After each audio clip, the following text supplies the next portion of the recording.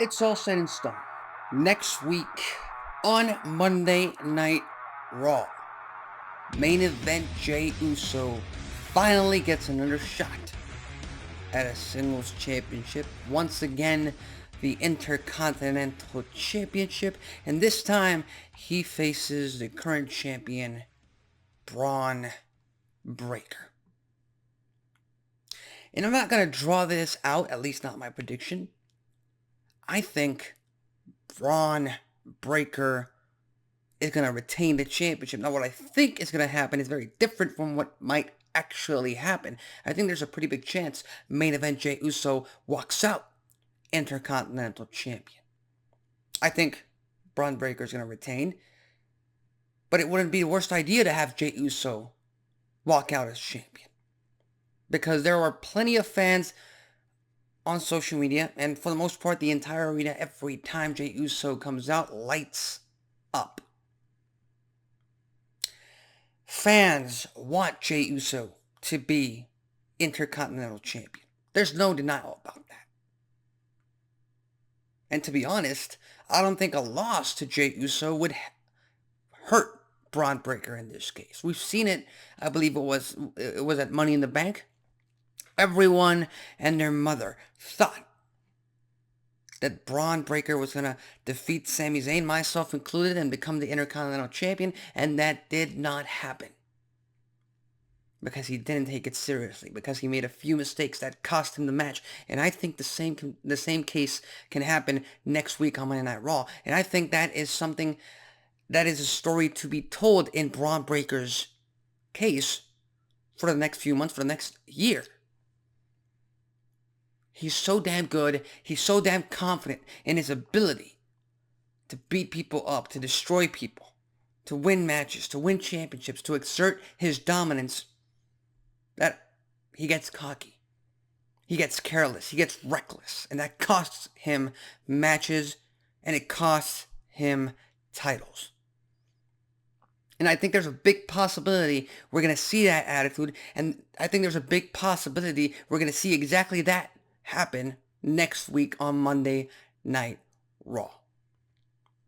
And I understand that Bron Breakker has only held the championship for a short amount of time, 30 days, almost 60 days, whatever the figure is. And I get that most fans in the IWC love their long championship reigns. They love to say that, well, if it's a long title reign, that means it's a prestigious championship reign. It's an important championship reign. Okay. Go look at the Attitude Era. Very rarely did we see long title reigns. Every single title change served a purpose. It served a story. And it entertained people. And that's ultimately why you watch wrestling. That's ultimately why you watch Monday Night Raw on a weekly basis, to be entertained.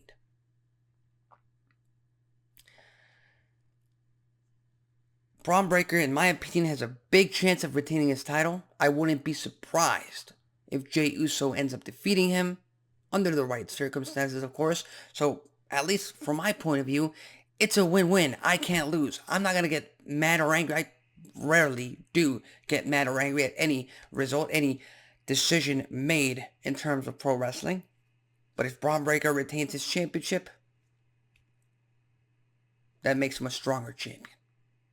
And then that eventually leaves Jey Uso freed up for the upcoming Bloodline Civil War that is looming. If Jey Uso becomes Intercontinental Champion, he finally wins that singles title.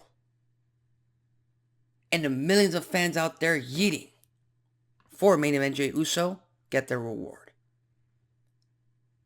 It's a win-win for WWE. It's a win-win for Bron Breakker. It's a win-win for Main Event Jey Uso. And that's pretty much what you want in this business. If you're booking, if you're doing creative, you want both superstars to be so over that it does not matter who goes over in a match. The result doesn't matter, because it'll all be for the greater good of entertaining the masses, of entertaining the viewers, and that is exactly what this match next week on Monday Night Raw will accomplish. Again, those are my predictions. I think Bron Breakker retains. I wouldn't be surprised if Jey Uso becomes champion. What are your thoughts? Who do you think walks out next week on Monday Night Raw as Intercontinental Champion? Leave your thoughts, comments, and predictions in the comment section below. And as far as those comments made by Rikishi a few months ago regarding his storyline intertwining with Mommy Rhea Ripley, and then Jey Uso not being placed in the spotlight that he deserves in Rikishi's own words or in Rikishi's mind, I don't really take him that seriously. First of all, he's a man's father. Of course, he's going to put over his son. He's going to want the best for his son. He's been in the business for decades, so I think that him involving or talking about Rhea Ripley's storyline involving Jey Uso, that's just gaslighting fans into becoming triggered, and it's ridiculous. Overall, it's hard to take it at his word because, again, it's the man's father. He's going to want the best for his son.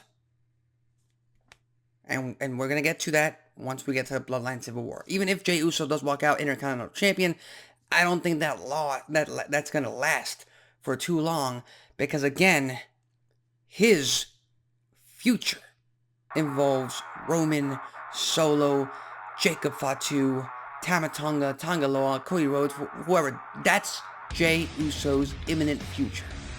And for right now, he might get a shot. He might become Intercontinental Champion. So with that said, I'm Alexis Carrillo. This has been Wrestling Talk, and I'll see you next time.